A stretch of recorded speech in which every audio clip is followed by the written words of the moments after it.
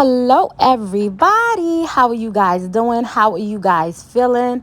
I kind of wanted to talk about this for like a brief moment. I don't know what it is, but this situation is just very interesting to me, right?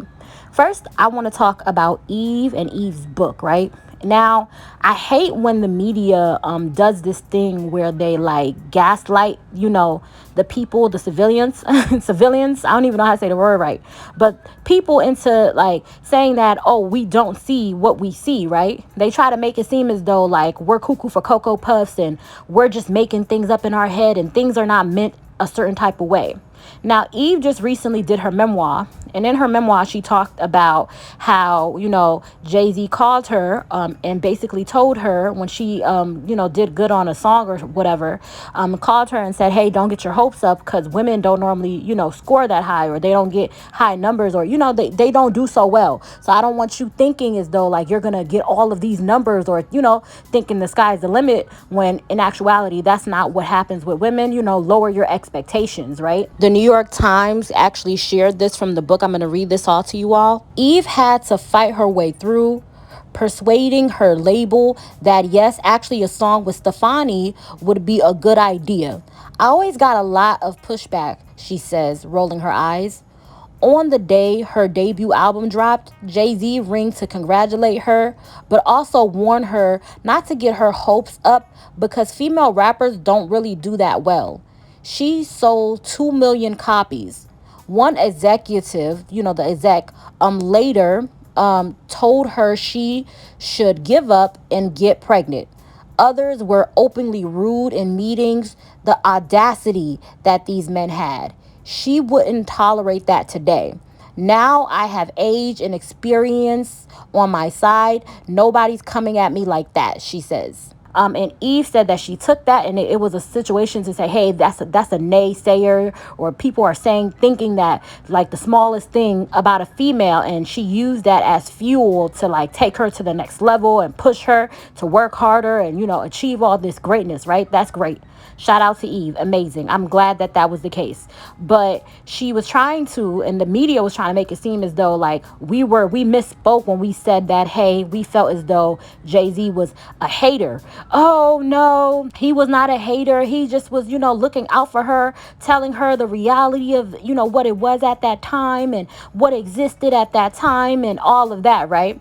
Okay, so let's say Jay-Z was not a hater in that moment, right? How about when Eve in her book mentions how there was a rapper who basically copied her song. Oh, this rapper copied her song, not just copy like, oh, the beat or whatever, or like copy a few of the lyrics. No, he copied like everything, the sound, everything, production, everything, even down to the feature.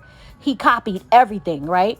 And that's what was said. So she wrote that in her book, didn't, say who, the rapper was that copied, but people did research and they found out that, hey, no, that was Jay-Z too. So don't try to sit up in here and gaslight us for saying that this man was a hater. Right now I'm reading Eve's book, Who's That Girl? And in the book she talks about how male rappers saw her as competition. I mean, obviously she was a good rapper. And she talks about how one rapper heard one of her songs and was like, I want a song just like this, and literally made a song just like this. And I did some deductive reasoning and I found out who it was. Let's talk about it. So Miss Eve makes a song with Swiss Beats called Got a Man. So they make the song, it's great, it's good, and Swiss Beats ends up playing it for another rapper, like, oh, here's this new track I came out with. And he listens to it and he's like, I want a song just like this. And Eve said he didn't just want the beat, he wanted the whole thing, down to Mashonda on the song. And of course, he ends up getting the song, and he even comes out with the song before Eve, even though he made the song because of Eve's song. So me, music historian, I'm very nosy. I had to find out who it was because she didn't name him. So I'm looking through Swiss Beats' production discography, and I'm just like, what song has Mashonda on it with another rapper that came out before Eve's song? And I found it. So the person who heard Eve's song, liked it, and then got his own version made by the same producer with the same Mashonda on the hook it was Jay-Z! Yup. And I'd play both songs, but TikTok is so crazy about copyright, I'm not trying to get my page taken down so you can listen to both of them, but it's very similar. Jay-Z's song, Girl's Best Friend, came out August of 1999, and Eve's song, Got a Man, came out December of 1999. But you know what? This album ended up going double platinum, and it was the third female rap album after Lauryn Hill and Foxy Brown to go number one. This man allegedly not only hated on Eve, but it came down, or in the media, that he allegedly was hating. And I love Jay-Z down. I'm just looking into all of this, and I'm like, this is pretty interesting. But it came out that he was allegedly hating off of DMX. And if you guys don't know that, Eve is allegedly the first lady. I don't want to misspeak, but she was the first lady of Rough Riders, the female rapper. You know how it's always these different people. We always tie Nicki Minaj to Young Money. We tie Cardi B to the Migos. Well, that's what Eve was. Eve was like the female of Rough Riders. So if she's the female of Rough Riders, then we would almost say that, DMX would be the Little Wayne. If you understand what I'm saying? So if we're setting it up like that, you know how like with Nicki's the female of Young Money, and the CEO, the head honcho, in my opinion, was Little Wayne. So we would say that about Rough Riders. DMX was the Little Wayne of the crew, and Eve was the Nicki Minaj of the crew, right? So I think it's funny that I'm using that analogy, just because like right now it's been alleged that Jay-Z is actually beefing with Little Wayne,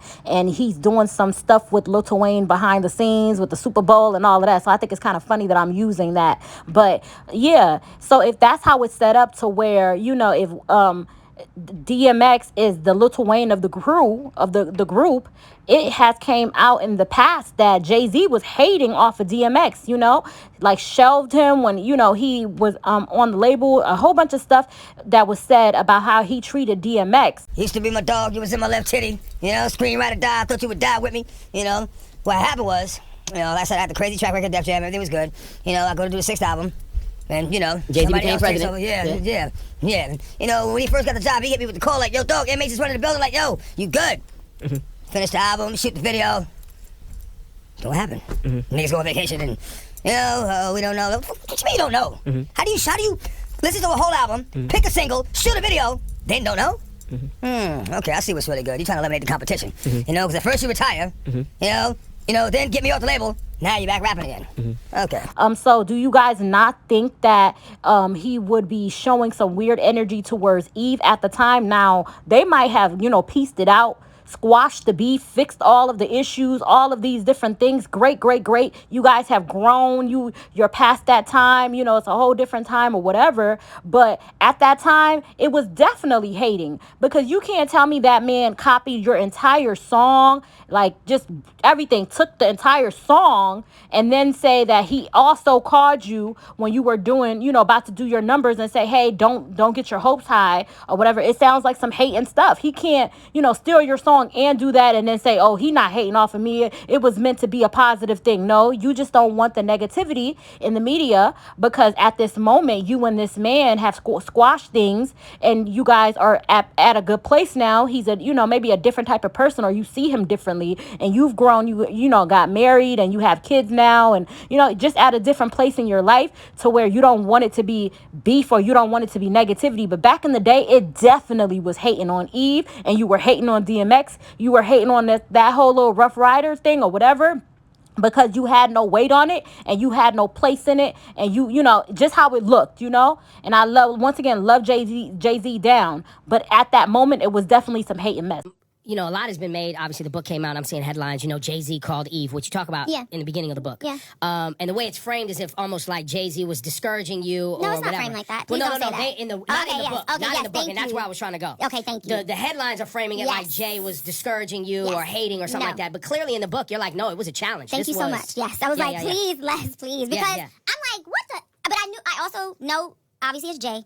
I knew somebody was going to try to completely. If you read the chapter, it is so not like that. No. And I didn't think in that moment that man was trying to discourage me. He was letting you know what the challenges were. What the situation was, what the reality was, what the challenges were at that time in history. 100%. And for me, I took it as, okay, I hear you, but also, let me see. Right. For me, what it did for me. So I'm so happy you said that. Thank you. Well, because I saw the headline. Yeah. And was like, I got a phone call. Right. And then I read the book and was like, yeah, that's not how this is worded. No, and I wanted to make sure I was like, nah, man, when I'm out here talking about it, like, Jay has always been the biggest supporter of who he supports. Like, so, yeah, nah, it was nothing like that. And it's such a small piece of a chapter. No, it's one line. It's one sentence, I think. It's one sentence. It's one sentence. Oh my It's God, not thank even- you. And People Yeah. can't even spend the time to read the one sentence. Well, no, I think they're using it as clickbait. Yes, It's exactly. clickbait. 100%. And to add on to what I'm saying, y'all know the whole story with Dame Dash. Every time Dame Dash is in the media, he's always seemingly hating off of Jay-Z and has something negative to say about Jay-Z. And I can't speak on how the man feels right now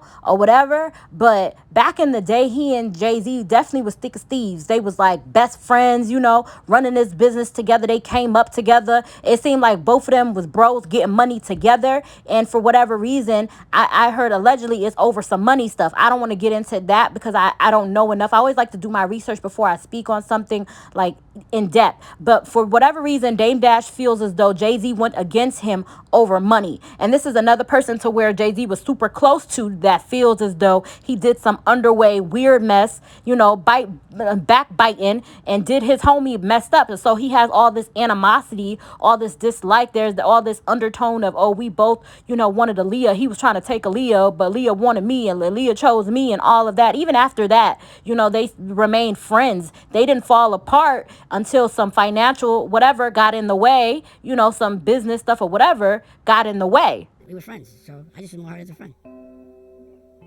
Like, how would you feel if your brother just betrayed you for money? Would it hurt? I felt that personally. I told you outside, yeah. But that's the algorithm. It wasn't surprising because that's what always happens. It was surprising because that's what it was. We were breaking the algorithm. We were doing it a different way and sticking together.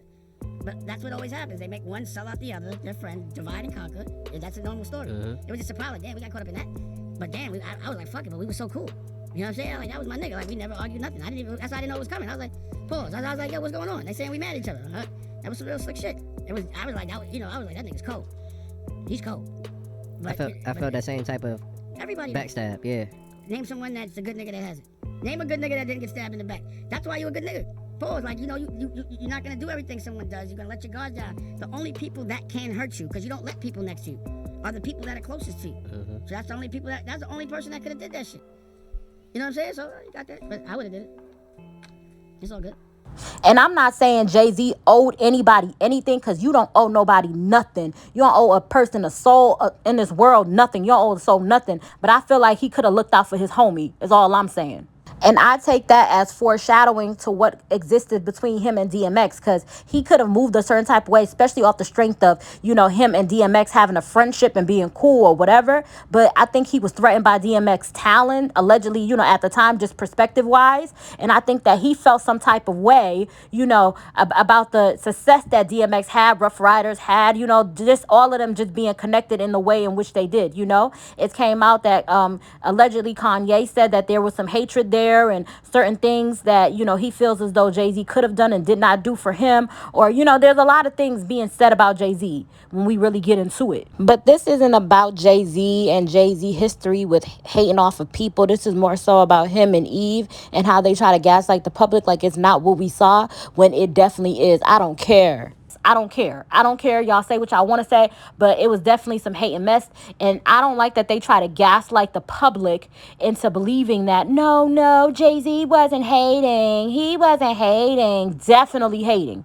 Definitely hating.